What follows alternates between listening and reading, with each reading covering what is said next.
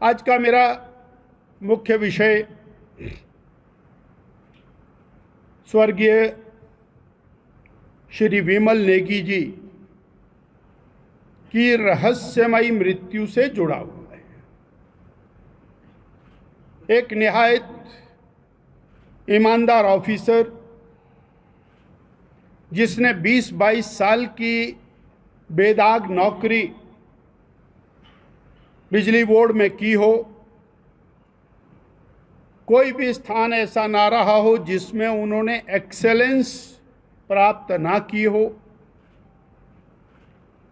और परिवार में हर प्रकार का आनंद खुशी होते हुए उनका एकाएक लापता हो जाना, उसने अनेकों सवाल पैदा किए। पूरे प्रदेशवासियों के मन में, बिजली बोर्ड के मन में, किन्नौर जिला के मन में एक उथल पुथल मची और विमल जी की तलाश वो शुरू हुई। उसको लेकर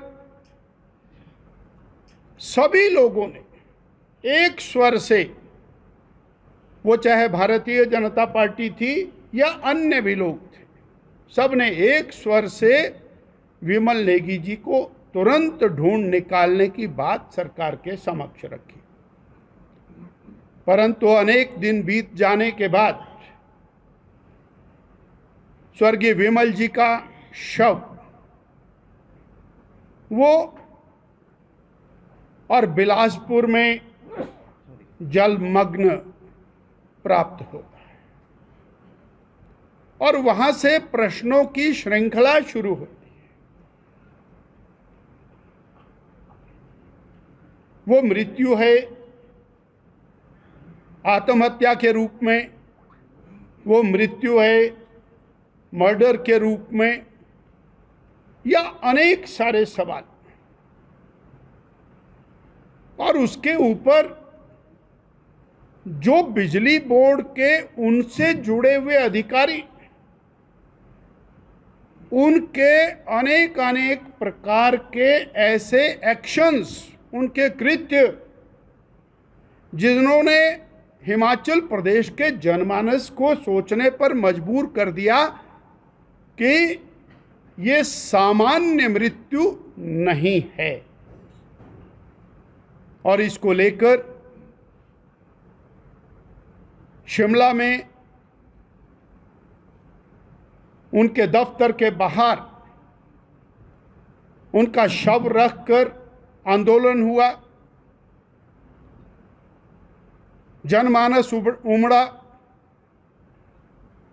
और 4 मंत्री वहां पर पहुंचे, आश्वस्त किया। एक ही मांग थी कि न्याय मिलना चाहिए, जांच होनी चाहिए, जांच प्रभावित नहीं की जानी चाहिए। परंतु हुआ इसके विपरीत। और जब विपरीत हुआ तो विमल नेगी जी के परिवारजनों ने आवाज बुलंद की, मुख्यमंत्री जी से गुहार लगाई कि हमें प्रदेश की एजेंसियों के ऊपर भरोसा नहीं रह गया है, आप इसकी सीबीआई से जांच करें। माननीय मुख्यमंत्री जी ने एसआईटी बनाई, इंक्वायरी का प्रोसेस शुरू हुआ, मर्ज बढ़ता गया ज्यों-ज्यों दवा की। जैसे जैसे इंक्वायरी आगे बढ़ती चली गई वैसे वैसे शंका और वो पुख्ता होती चली गई।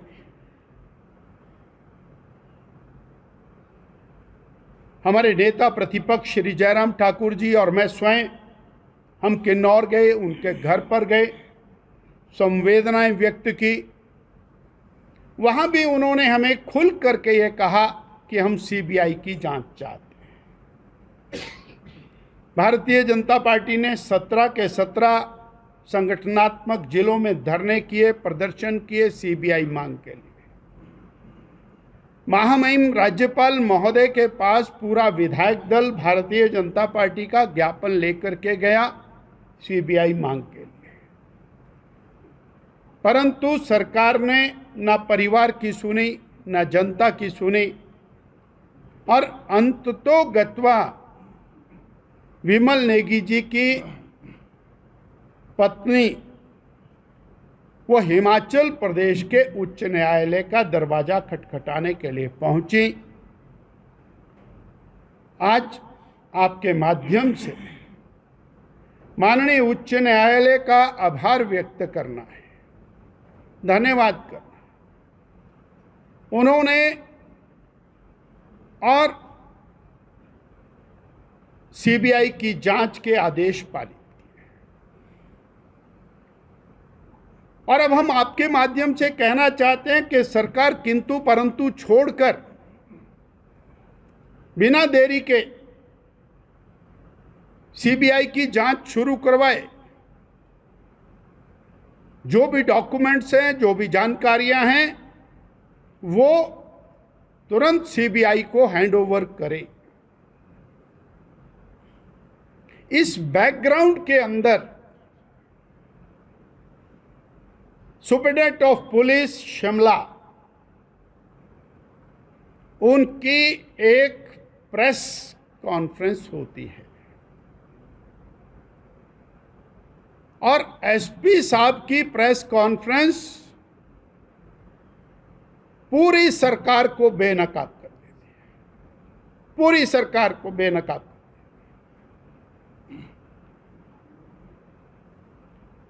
यानी डायरेक्टर जनरल ऑफ पुलिस जो लॉ एंड ऑर्डर कानून व्यवस्था का, हमारी आपकी सबकी रक्षा का जिसके ऊपर सबसे बड़ा जुम्मा है, उसके कार्यालय के ऊपर आरोप लगाया जाता है कि वहां चिट्टा माफिया बैठा हुआ है। उनके द्वारा दी गई रिपोर्ट के ऊपर मीडिया में सवालात खड़े किए जाते हैं और उच्च न्यायालय में भी सवाल खड़े किए जाते हैं। सर्वोच्च प्रशासनिक पद चीफ सेक्रेटरी की कार्यशैली पर प्रश्न खड़े किए जाते हैं और additional chief secretary who is having home department with him, उनके इंक्वायरी और उनके कामकाज के ऊपर प्रश्न खड़े किए जाते हैं। अर्थात सरकारी मशीनरी का, सरकार का टोटल ब्रेकडाउन हो चुका है। सरकार इस समय चलने की स्थिति में नहीं है। सरकार चलाने का दायित्व प्रशासन का, पुलिस का, और ये दोनों विभाग जो मुख्यमंत्री जी के नीचे आते हैं, उनका क्रॉस बॉर्डर फायरिंग, ये माननीय मुख्यमंत्री जी, हम ये कहना चाहते हैं, ऐसी स्थिति के बाद इस सरकार, ये सरकार, कांग्रेस की सरकार, वर्तमान सुखविंदर सिंह सुक्खू जी की सरकार सत्ता में रहने का अपना अधिकार खो चुकी है, जनता का विश्वास खो चुकी है।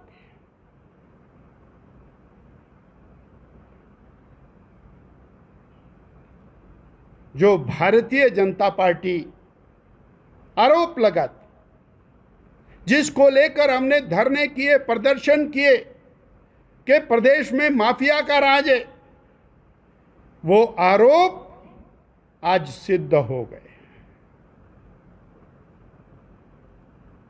माफिया को संरक्षण नहीं है, माफिया कहीं ना कहीं सरकार के द्वारा प्रायोजित है। इसी के कारण माफिया पर कोई रोक टोक नहीं है। वो माफिया चाहे खनन माफिया हो, चाहे चिट्टा माफिया हो, चाहे वो ड्रग माफिया हो, शराब माफिया हो, या फिर अन्य प्रकार के माफिया, फॉरेस्ट माफिया। और वजह सिर्फ सरकार, केवल और केवल कांग्रेस पार्टी की वर्तमान सरकार इसके लिए जिम्मेवार है।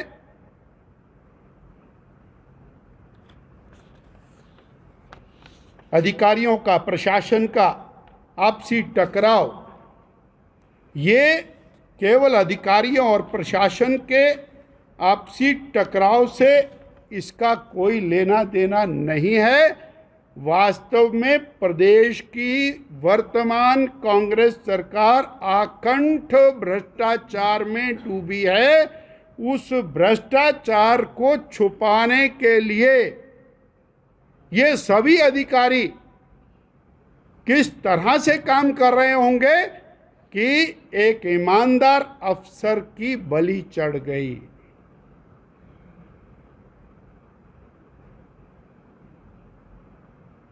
शोंगटोंग का प्रोजेक्ट, पेखुवाल का प्रोजेक्ट,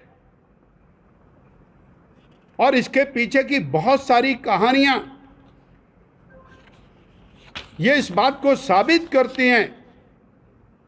और सीबीआई को इंक्वायरी हैंडओवर ना करना और माननीय उच्च न्यायालय के आदेश के बाद जब सीबीआई डॉक्यूमेंट लेने पहुंची तो उसको डॉक्यूमेंट ना देना, और एसपी साहब का ये कहना कि हम हाई कोर्ट में दोबारा से केस पिटीशन दायर करेंगे, ये कहना, ये दोबारा से इस बात को बलवती करता है कि भ्रष्टाचार को छुपाने का बहुत बड़ा प्रयास चल रहा है।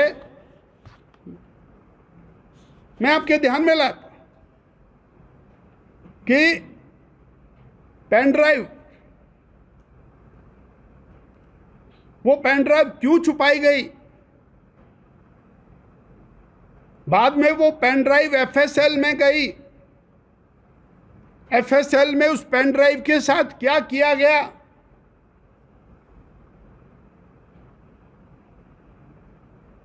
और उसके बाद वो पेन ड्राइव सामने आ गई। ये दाल काली नहीं, दाल में काला नहीं है, ये दाल ही काली है। और प्रदेश का जो भ्रष्टाचार है उसके कारण ये सारे के सारे सवालात खड़े हो रहे हैं। भ्रष्टाचार कहीं बेनकाब ना हो जाए, उसके लिए सरकार का चौतरफा प्रयास जारी है।